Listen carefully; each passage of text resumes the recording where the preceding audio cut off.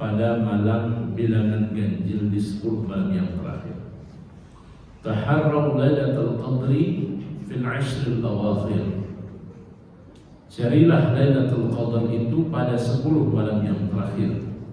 Di riwayat yang lain disebutkan cari Lailatul Qadar pada malam bilangan ganjil di 10 malam yang terakhir di bulan suci Ramadan.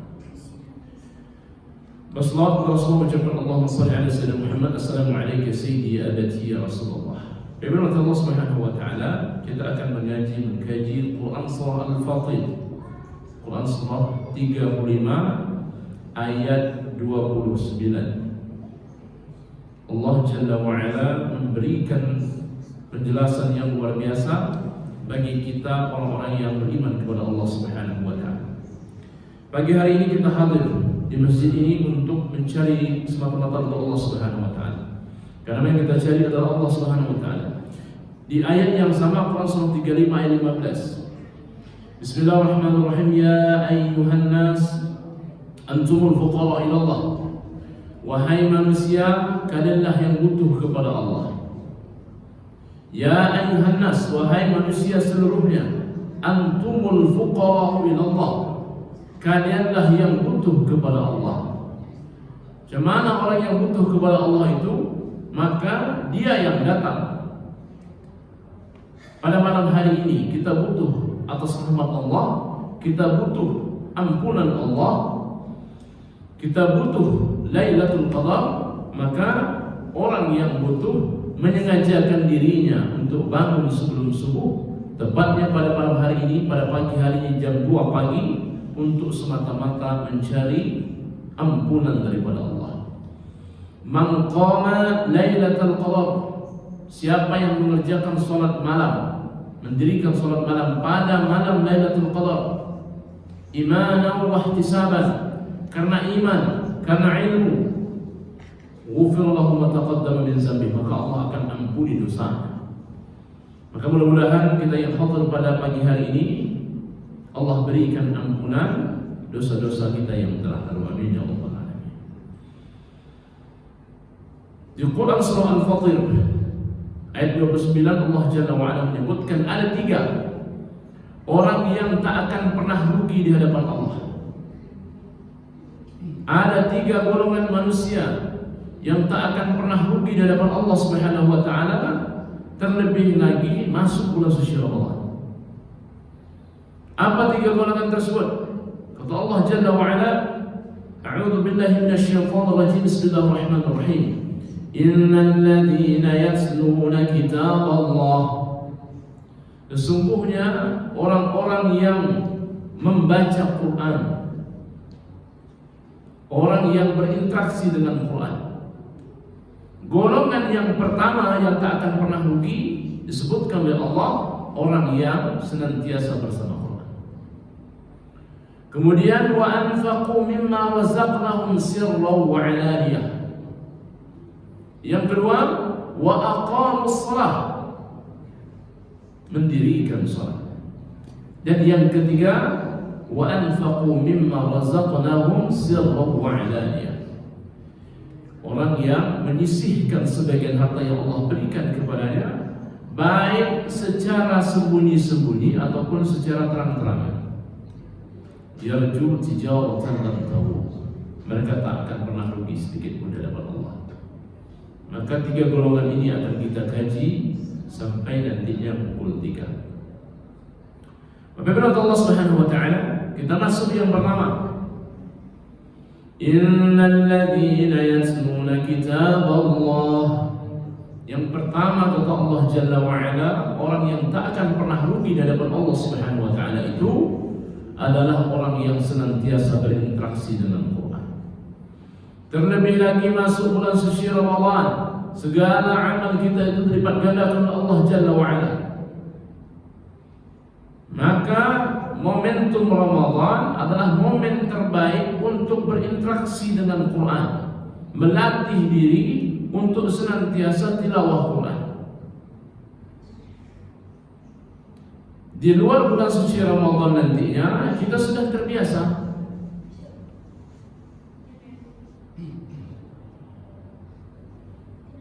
Innal ladzina yatluna kitaballah. Kalau disebut uslu itu artinya dia baca teks Quran. Dibukanya Quran, dibaca teksnya. Nah, itulah maksud ayat ini. Artinya ada aktivitas yang kita lakukan menyentuh langsung terhadap Quran, membacanya sesuai dengan kaidah ilmu tajwid. Maka ketika menyentuh Quran ada ketentuan syariatnya. La yamassuhu illa al-mutahharun, tidak boleh menyentuh Quran kecuali mereka yang suci. Maka mushaf Quran itu mesti ketika akan membaca Quran, akan menyentuhnya, diharuskan oleh syariat kita untuk berwudu terlebih dahulu. Kemudian ikuti adab-adab membaca Qurannya berikutnya. Maka apabila Allah Subhanahu wa taala berinteraksi dengan Quran ini bukan hanya sekedar baca Quran. Ada 5 setidaknya yang terkait dengan interaksi dengan Quran ini. Fastami'u lahu wa ansitu la'allakum turhamun. Ketika dibacakan Quran, dia mendengarkan Quran, dia menyimak Quran, dia memperhatikan, dia dengarkan betul. Nah, itu termasuk berinteraksi dengan Quran. Dapat pahala Ustaz, dapat rahmat Allah. Fastami'u lahu wa ansitu la'allakum turhamun. Rahmat Allah turun kepadanya. Ini belum baca lagi, baru mendengarkan Quran. Mendengarkan Quran itu salah satu cara kita berinteraksi dengan Quran. Bagi yang punya mobil, maka nanti putarlah MP3 Quran di mobilnya masing-masing atau radio yang ada tilawah Quran. Ini mendengar baru. Kemudian cara berinteraksi Quran berikutnya ialah dibaca Qurannya. Iqra bismi rabbikal ladzi khalaq. Baca Qurannya. Teksnya dibaca betul. Baca bagaimana? Secara khusus memang harus tuntas baca Al-Fatihahnya. Harus sesuai dengan kaidah ilmu tajwidnya. Karena surat Al-Fatihah bagian dari arkan salat. Dalam mazhab Imam Syafi'i, tak baca Al-Fatihah tak sah. Karena bagian dari arkan salat. La salat, tidak ada salat liman lam yaqra bi Fatihatil Kitab. Tak ada salat kalau tak baca Al-Fatihah. Maka ditahsinkanlah dengan baik dan benar salatul Fatihah, menyusul yang lainnya.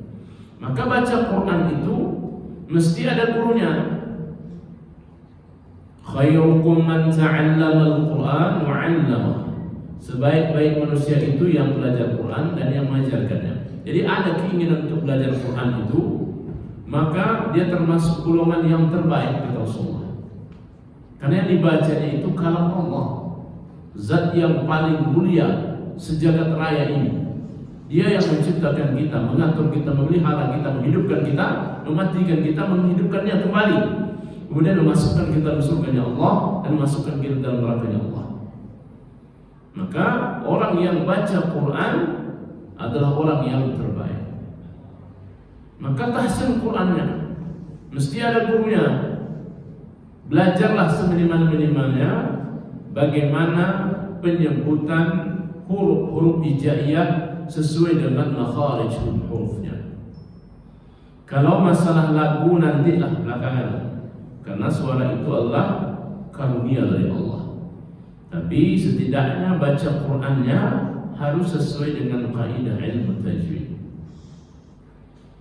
Baca Quran dengan sesuai dengan kaidah ilmu tajwid itu hukumnya memang fardu. Ya.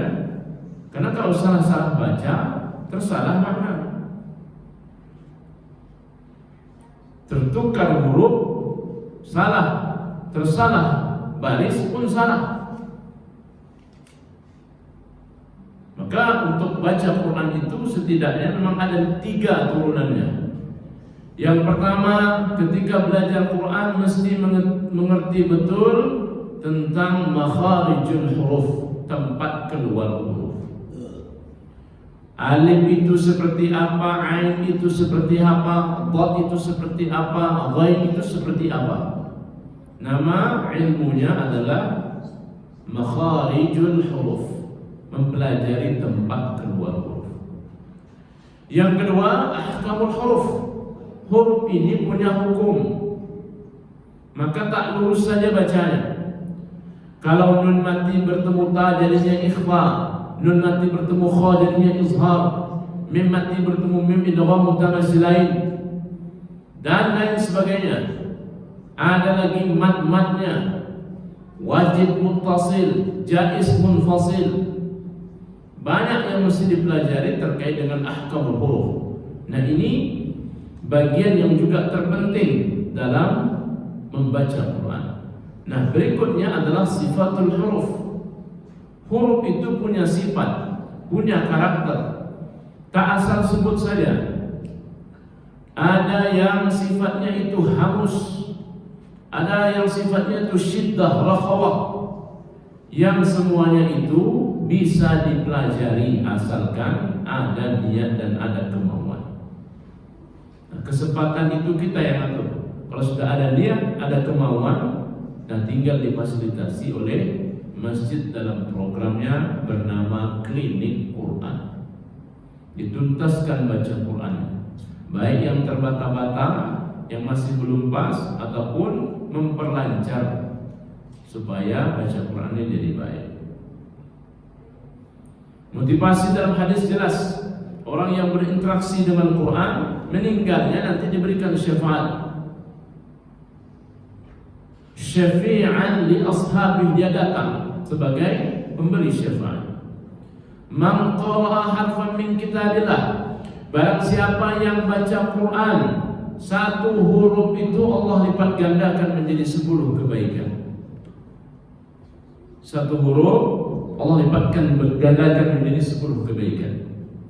La aqul alif lam mim harfun, tidak dikatakan alif lam mim itu satu huruf, walakin alifun harfun wa mimun harfun wa lamun harfun wa mimun harfun. Tidak dikatakan alif lam mim itu satu huruf, tetapi alif itu satu huruf, lam itu satu huruf, mim itu satu huruf. Ini anak kami yang sebelah kiri. Bismillahirrahmanirrahim, berapa huruf? Berapa nak? Bismillahirrahmanirrahim itu berapa jumlah huruf? Berapa perkiraannya? 19 huruf. 19 huruf kalau merujuk kepada hadis tadi itu dikali dengan 10. Berapa? 19 kali 10? 190 kebaikan. Maka kata Imam Ali karramallahu wajhah, kalau dibaca secara umum dia dapat pahalanya 10. Tapi kalau dibaca dalam kondisi sholat, pahalanya berbeda, menjadi 100. Nah, itu beda ya. Jadi di luar sholat secara umum mendapatkan seperti hadis Nabi SAW, tapi kalau dibacakan di dalam sholat, dia akan berlipat ganda menjadi 100. Bayangkan di setiap malam sholat tarawih tersebut, berapa banyak ayat yang dibaca oleh imam, berapa banyak kita mencermati bacaan imam, berapa huruf itu yang kemudian Allah lipat gandakan menjadi 100 kebaikan. Luar biasa. Jadi ketika kita baca Quran, Allah datangkan kebaikan sebanyak 10 kebaikan secara umum, tapi ketika dibaca dalam sholat, maka dia akan berlipat ganda menjadi 100 kebaikan. Semakin panjang bacaan imamnya, semakin baik sebenarnya. Karena semakin banyak ayat yang dibaca, semakin banyak huruf yang dibaca. Terlalu panjang pula kadang-kadang makmum tak ada. Itulah penyakitnya. Tapi sebenarnya semakin banyak yang dibaca, semakin baik. Ini yang kedua, yaitu ketika berinteraksi dengan Quran, salah satunya adalah dengan merutinkan untuk membaca Quran.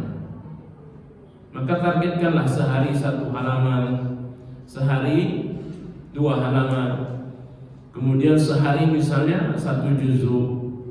Ditargetkan. Siapa yang menargetkan itu? Kita. Kalau kita tak buat agendanya, begitu-begitu saja baca Quran kita. Dibagi per pekan, rata-rata secara umum dia jumlahnya 9 halaman. Hari ada 7 hari. Berapakah satu harinya? Nah, yang sebelah kiri. Rata-rata jumlah halaman Quran ini untuk mencapai 1 juz itu 9 halaman. Satu pekan ada 7 hari. Berapakah per harinya? Berapa? 1 halaman setengah, kurang lebih. Maka 1 pekan tersebut sudah bisa kita membacanya 1 juzuk. Berarti 1 bulan berapa juz? 1 bulan 4 juz. 4 juz 1 bulan. Quran ini ada 30 juzuk. Berapa bulan yang dibutuhkan? Nah, begitu nanti soal cerdas cermatnya. Syahrul Qurannya, Fadl Qurannya. Berapa bulankah yang dibutuhkan? 4 kali 7 28, sisa lebih sedikit. Berapa? Kurang lebih sekitar 8 bulan. 8 bulan selesailah 30 juzuk. Mending daripada tak ada sama sekali. Lebih bagus demikian, ada agendanya.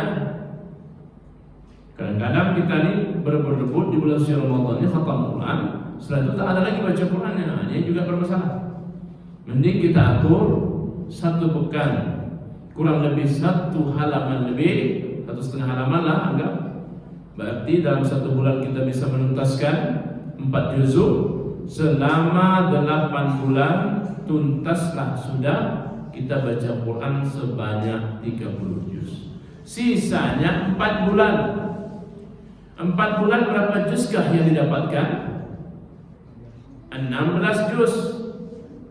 Berarti kita dalam setahun bisa khatam berapa? 1 kali dan lebihnya 16 juz. Sisa berapa? 14 juz lagi. Ini bagi laki-laki, yang perempuan mungkin agak lumayan sulit. Karena nanti ada masanya dia mamnu haid, yang sulit bagi dia untuk berinteraksi dengan Quran. Tapi jauh lebih baik kalau diagendakan daripada tidak sama sekali. Kemudian yang ketiga, tadabbur Quran. Manakah tadabbur Quran, Ustaz? Inilah yang kita kaji. Kita mentadabbur Al-Quran, mencoba untuk memahami secara mendalam apa makna yang Allah ingin sampaikan kepada kita. Setidak-tidaknya setelah baca Quran, tengoklah terjemahannya. Maka Quran yang generasi terbaru sekarang ini banyak bentuknya. Ada Al-Quran yang berbarengan dengan tajwidnya, berbagai macam warna di Quran tersebut, supaya orang ini semakin cinta dengan Quran. Ada Quran indeks. Quran indeks itu artinya banyak tema-tema yang digali di situ. Ada lagi Quran perkata, supaya orang bisa baca Quran. Ada lagi Quran itu perkata bermakna, ada terjemahannya. Ada lagi Quran yang menyertakan terjemahannya plus tafsirnya. Ada lagi Quran yang lengkap itu, Quran perkatanya, kemudian ada tafsirnya, ada terjemahannya, ada tajwidnya. Ada lagi Quran itu yang kemudian pembahasannya terkait dengan dunia medis, ada Qurannya. Jadi Quran ini banyak dibuat oleh percetakan-percetakan itu supaya kita ini berinteraksi dengan Quran. Tapi tinggal kita saja lagi.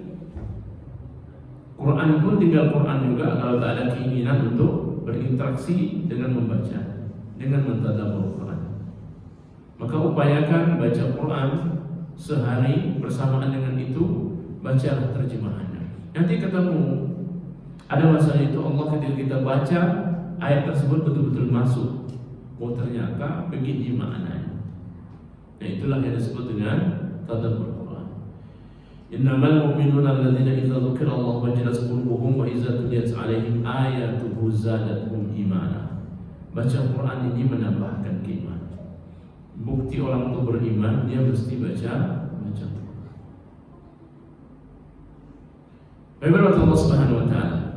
Kemudian naik lagi ke level yang keempat. Setelah tadabbur Quran, Quran ini mesti diamalkan. Kalau di Quran itu tak boleh berkata kotor, maka mesti diamalkan, tak boleh berkata kotor. Kalau Quran mengatakan tak boleh bermain game, jangan bermain game lagi. Mana dalil main game itu Ustaz? Quran surah 23 ayat 3 itu dalil main game. Nanti cari yang suka main game. Ini ada kami ini. Kebetulan di kita ada wifi, mungkin sekalian lah main game di situ dia. Dalilnya ada Ustaz, ada. Quran surah 23 ayat 3. Dalil main game itu ada. Quran surah Al-Mu'minun ayat 3. Nanti baca lagi ayat itu. Apa maknanya di situ? Walladzina hum 'anil lagwi mu'ridun.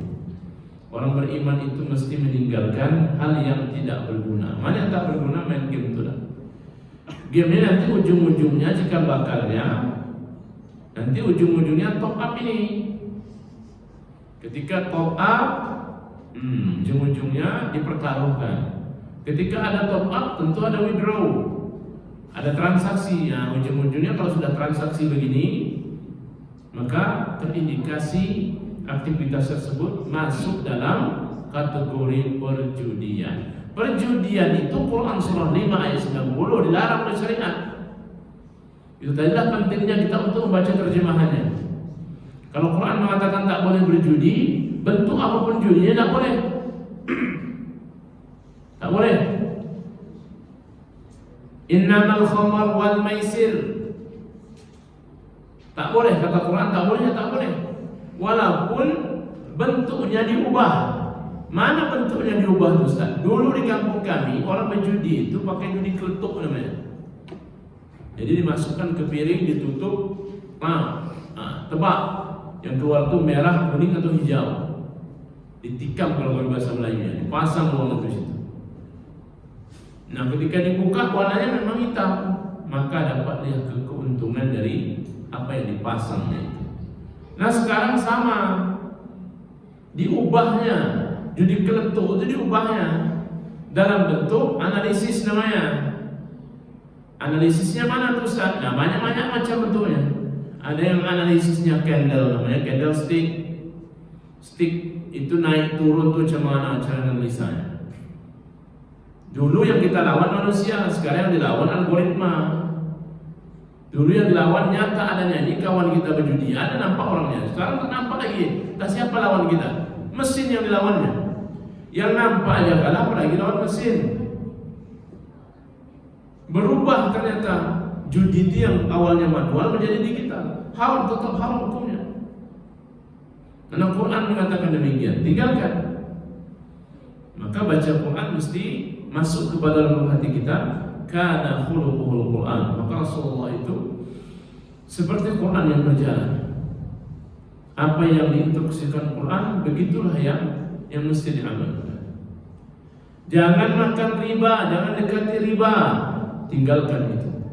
Yang sudah bekerja di tempat riba, berupaya untuk mencari pekerjaan yang halal lainnya, kemudian bertobat kepada Allah, tinggalkan. Yang masih bergelimangan terkait dengan itu, tobatlah kepada Allah. Berdoa kepada Allah supaya Allah ganti dengan pekerjaan yang layak dan Allah carikan tempat yang terbaik. Kenapa? Karena Quran mengatakan tak boleh makan riba itu. Ya ayyuhallazina amanu la ta'kulu riba ad'afan mudha'afa. Jauhi riba itu. Maka kalau kita sudah sampai ke level memahami Quran kemudian mengamalkan Quran, apa yang diminta Quran itu mestinya kita sami'na wa ata'na. Level yang kelima berinteraksi dengan Quran itu adalah mengajarkan Quran. Mana yang mengajarkan Quran Ustaz? Jadi ada yang mengajarkan, ada yang duduk mendengarkan. ada yang menyampaikan. Nah ini termasuk dari itu, khairukum man ta'allama al-Quran.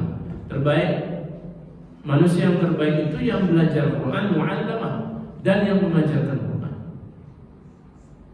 Maka kedua-duanya termasuk orang yang mendapatkan pahala yang besar di sisi Allah Subhanahu wa taala. Nah ini orang yang begini tak akan pernah rugi kata Allah. Tak akan pernah rugi sama sekali. Baik di bulan suci Ramadan dia akan berlipat ganda lagi.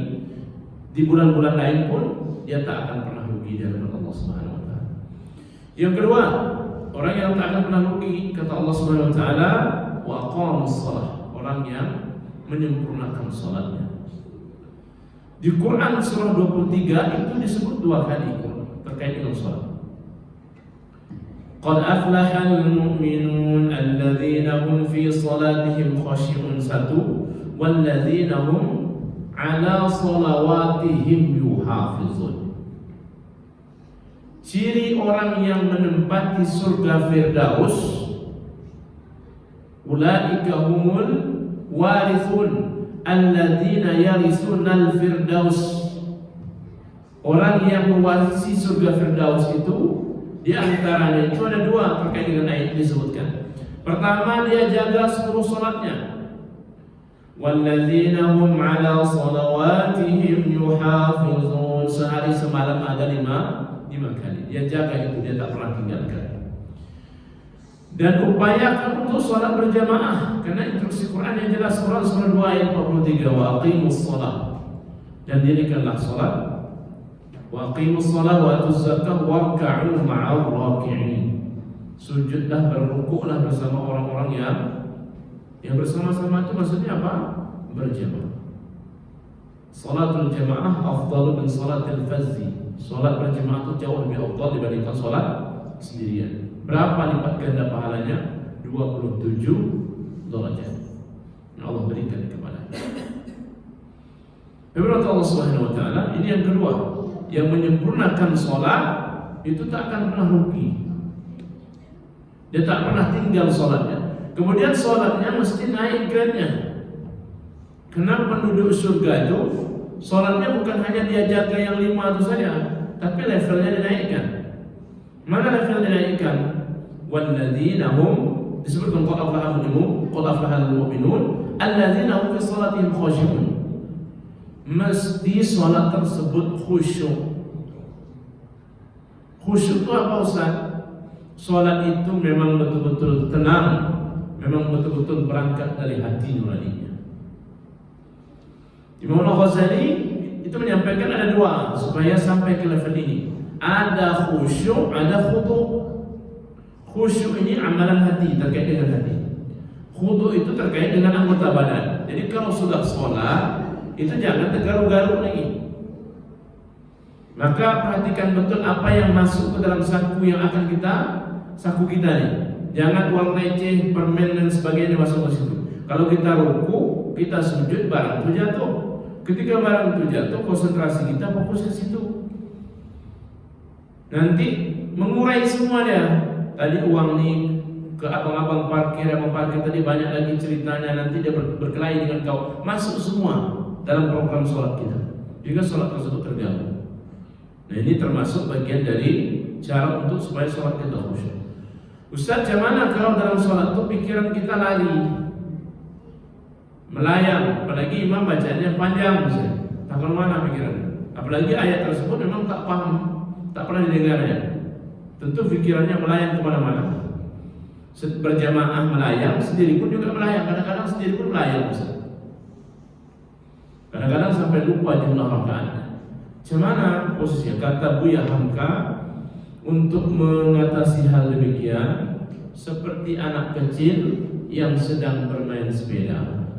Anak kecil yang bermain sepeda, ketika dia jatuh, dia akan kembali lagi untuk main. Artinya ketika pikiran tersebut digoyangkan, dipindahkan, dialihkan, maka kembali sadarkan bahwa kita dalam kondisi sholat. Kembalikan ketika pikiran ini sedang digoyang, dipengaruhi oleh syaitan, tambahkan was-was, maka kembali sadarkan, oh saya lagi sholat.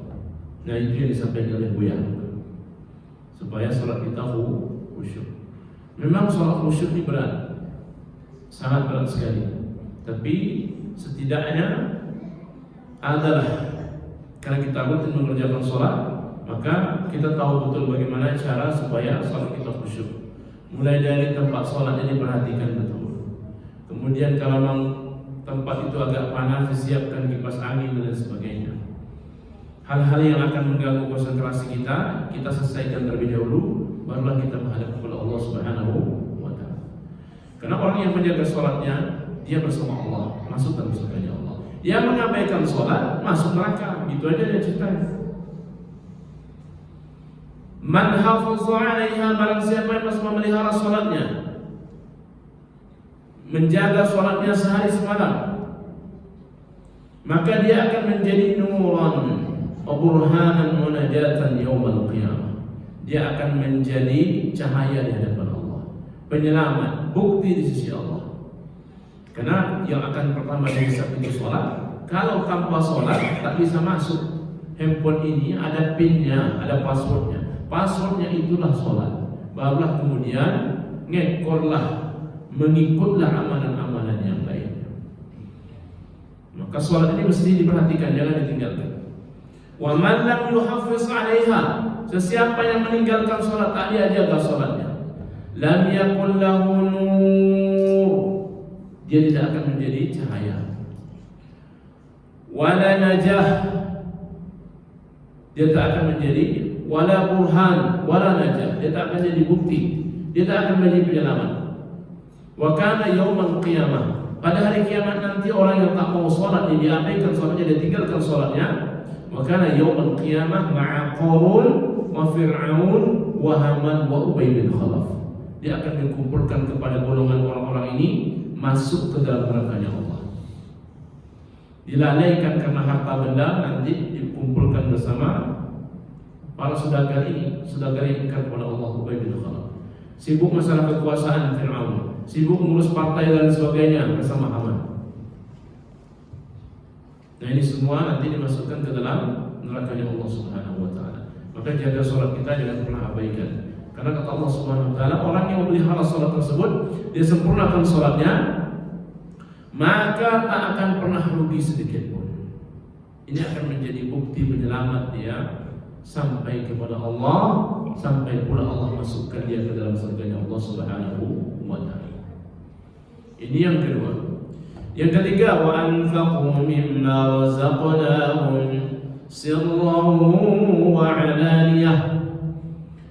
Orang-orang yang menginfakkan sebagian hartanya, mengeluarkan sebagian rezeki Allah anugerahkan kepadanya, sirran wa 'alaniyatan, secara sembunyi-sembunyi ataupun secara terang-terangan. Maka orang yang beriman kepada Allah, dia tahu betul terhadap rezeki yang Allah berikan kepadanya ada hak Allah, ada hak orang lain yang mesti dikeluarkan untuk menjaga rezeki itu supaya berkah, supaya Allah ridha kepada kita. Maka harus dikembalikan sesuai dengan ketentuan syariat. Kalau tidak, dia akan keluar dengan cara dia sendiri. Duit yang Allah titipkan ke kita itu ada hak orang lain. Kalau tak dikeluarkan, dia akan keluar dengan caranya sendiri. Bahkan jumlahnya lebih besar kadang-kadang. Maka silahkan, banyak, ada sedekah, ada infak, ada wakaf, ada hibah, ada hadiah, ada zakat. Banyak terkait dengan harta benda. Kalau diberikan dalam bentuk berupa uang, ini biasanya disebut dengan infak. Infak Jumat pada hari ini jumlahnya sekian, saldo kita pada saat ini Jumatnya sekian. Kalau sedekah lebih umum, bisa materi, bisa imateri. Karena dalam hadis disebutkan kullu ma'rufin sadaqah, setiap kebaikan itu dihitung sedekah. Bahkan senyum kepada sesama kita pun dihitung sedekah. Itu artinya menunjukkan bahwa sedekah ini lebih umum. Kemudian ada wakaf, rata dimanfaatkan untuk kepentingan kolektif orang banyak. Poskamling, Yayasan Pendidikan, TPQ dan lain sebagainya. Kemudian ada lagi yang disebut dengan hibah, pemberian percuma kepada orang lain. Kita punya pena 10, kayaknya tak pakai 10 itu. Siapa yang paling pakai cuma 5 saja, maka 5 yang berlebih tersebut bisa dihibahkan kepada yang membutuhkan, kepada orang lain. Jadi diberikan kepada orang lain. Kemudian ada lagi yang disebut dengan zakat. Nah, kita tengok ini ternyata menerima zakat mal dan zakat fitrah. Sudah ada panitia ambil zakat di sini. Nah, zakat ini zakaan itu arti kalau ditengok maknanya ada banyak. Salah satunya adalah al-taharah, menyucikan harta kita, menyucikan jiwa kita. Dikeluarkan dari waktu tertentu, kadar tertentu, dengan syarat-syarat tertentu pula. Nah, itu namanya zakat. Dia tak bisa asal keluar saja, karena ada haul, ada nisabnya. Zakat fitrah kami di bulan Syawal, Ustaz, tidak ada. Itu sedekah biasa. Ada waktu tertentunya. Maka nanti diturunkan lagi oleh para ulama kita. Ada waktu wajib, ada waktu afdal, ada waktu mubah, ada waktu makruh, dan ada waktu haram. Maka yang mana yang paling bagus? Kalau saran saya yang waktu mubah itu aja. Mana waktu mubah itu? Dari awal masuk bulan suci Ramadan sampai berakhir Ramadan. Karena ambilnya dia mengumpulkan, panitia zakat ini mengumpulkan. Kalau kita bayar di akhir, dia di situ mengumpulkan, situ mau hitung berapa jumlah pembagiannya, di situ pula kita bayarnya. Maka sebaiknya memang ambil waktu yang mubah ini. Kadang-kadang kita ambil yang di ujung, kami ambil waktu wajib aja Ustaz. Di malam Idul Fitri diambil. Panitia lah sibuk ngurus karpet, ngurus speaker di luar, ngurus untuk persiapan besok Idul Fitri. Repot memang. Ada lagi yang kemudian datang waktu subuh, diambil waktu utama. Setelah sholat subuh sampai khatib naik mimbar. Nah, di situ sibuk betul-betul hamil berapa gitu untuk persiapan sholat Idul Fitri. Di situ pula dia bayarnya. Tentu kita sudah mendapatkan jumlah mustahil zakatnya, sudah kita kalkulasikan berapa sekian. Tentu nanti akan lumayan menyita energi kita, kemudian membagikan lagi terhadap orang yang mengumpulkan pagi itu. Bukan main banyak biasanya pagi itu. Maka sebaiknya memang ambillah di waktu yang mubah ini, ya. Dan waktu yang makruh, waktu makruh di mana Ustaz? Setelah sholat, di situ pula dia bayarnya. Ada lagi yang memang tak bayar sama sekali, sampai lewat pula, dan itu waktu yang diharamkan. Nabi Allah Subhanahu Wa Taala, jadi sisihkan sebagian harta kita untuk dibelanjakan di jalan Allah. Caranya memang itu. Kalau tidak dibegitukan, harta itu tak berkah, dia akan kembali dengan cara dia sendiri. Karena yang punya dunia ini Allah, yang memberikan rezeki itu Allah, yang mengatur segala itu Allah. Maka hak Allah lah untuk menariknya kapan, untuk memberinya kapan, untuk menahannya kapan, memayahnya kapan, memudahkannya kapan. Maka cara terbaik sudah ditunjukkan oleh Quran. Harta yang Allah berikan kepada kita, kalau sudah sampai nisab dan haulnya, keluar zakatnya. Baik itu zakat terkait zakat fitrah ataupun zakat harta, ataupun zakat profesi yang standar penghitungannya itu 85 gram emas. Emas lagi naik-naiknya sekarang ini, ya kan? Nah, standarnya 85 gram emas. Kalau sudah sampai 85 gram emas, berarti dapatlah perhitungannya 2,5% di keluarga. Gaji kami Ustaz 10 juta per bulan, bini kami 10 juta juga, berarti 20 juta. Ya kan, gabung 20 juta kali 12, 240 juta. Sekarang kita hitung 85 gram emas. Berapa satu emas sekarang 1 gram? Saya bingung nih, paham nih. Kita nggak paham ya. Berapa? 3.300.000 salah ya. 3,3 kali 85. Kalau menghitung begitu banyak tadi ya, ya kan? 80 aja lah kali 3 240. Artinya lebih dari 250 juta. Kalau kita bergaji dalam setahun itu di bawah 240 juta, maka tidak keluar zakat hartanya. Pengen berzakat enggak Ustaz? Terserah, tapi tidak masuk dalam haul dan nisabnya. Gaji kami 10 juta Ustaz, 120 juta per bulan per tahun. Berarti belum masuk standar 85 gram emas. Nah, dia zakat itu ada ketentuannya. Nah, kalaupun mau dikeluarkan juga masih banyak cara yang lain. Mana tuh sedekah? Masjid banyak untuk biaya, situ aja lah. Nggak boleh merasakan juga ke zakat lagi. Di masjid banyak programnya. Makan pagi, makan siang, makan subuh, kajian pagi, kajian siang, kajian duha. Lempar ke situ duitnya. Atau buat programnya, lemparkan ke dia semua. Majukan proposal ke dia. Kami butuh 200 juta selama per tahun. Nah, biarlah dimasukkan duitnya di situ. Jangan maksa juga lagi ke zakat karena tak masuk sama sekali di situ. Masih ada peluang lain untuk membelanjakan hartanya, bisa dalam bentuk sedekah, bisa dalam bentuk infak, bisa dalam bentuk hibah, bisa dalam bentuk hadiah ataupun pokok. Wa anfiqu mimma razaqnahum sirran wa alaniyah. Boleh dituliskan. Jadi boleh dituliskan. Si fulan 5 juta, si fulan 2 juta, si fulan boleh. Boleh Ustaz. Karena ini dia. Wa anfaqu mimma razaqnahum sirran, sembunyi, wa alaniyah. Mana wa alaniyah? Tidak ada tulisnya. Ada yang kemudian dia disebut oleh panitia, disebutkan si fulan bin fulan menginfakkan hartanya segini, kemudian donaturnya segini misalnya. Boleh. Secara sembunyi pun boleh. Dan tak pula kita mengatakan, tak boleh juga mengatakan yang tertulis itu riya orangnya, sum'ah orangnya. Tak juga.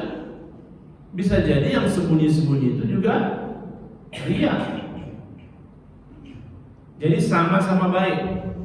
Di depan baik, di belakang pun juga baik.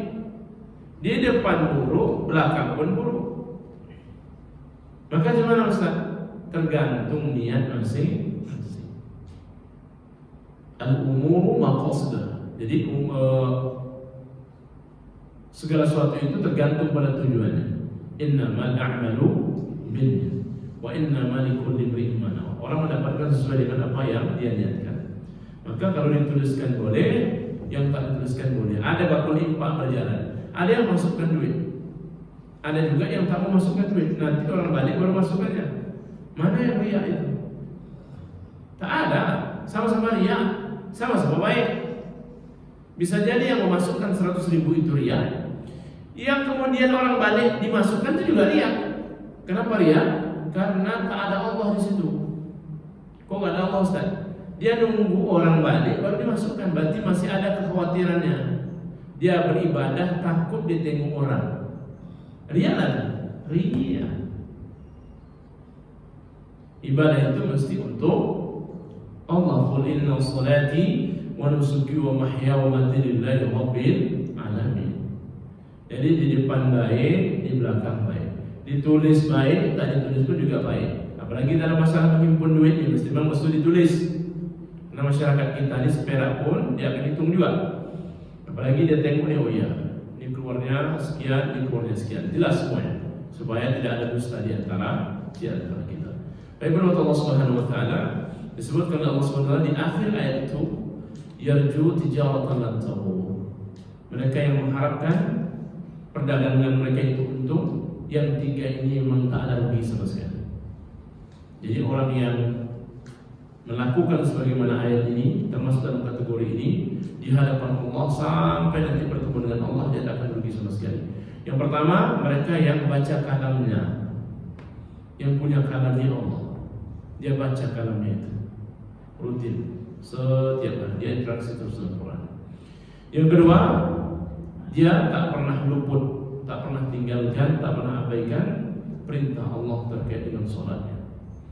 Dan yang ketiga, dia paham betul rezeki itu bukan punya dia, uang itu bukan punya dia, tetapi Allah titipkan kepadanya supaya Allah datangkan ridha-Nya kepada kita. Maka dia kembalikan kepada Allah dengan cara dibelanjakan sesuai dengan ketentuan syariat. Nah, tiga golongan ini mudah-mudahan kita semua masuk di dalamnya. Masuk insya Allah. baca Quran, kita juga orangnya. Terus yang mendirikan sholat tak pernah tinggal tepat waktu berjamaah, kita juga orangnya. Kemudian menginfakkan hartanya, kita juga orangnya. Walaupun tak lebih, tapi setiap datang ke masjid sebelum pulang, setiap selesai sholat subuh kita masukkan. Meskipun tak banyak, kadang-kadang 2 juta. Ya, tak banyak.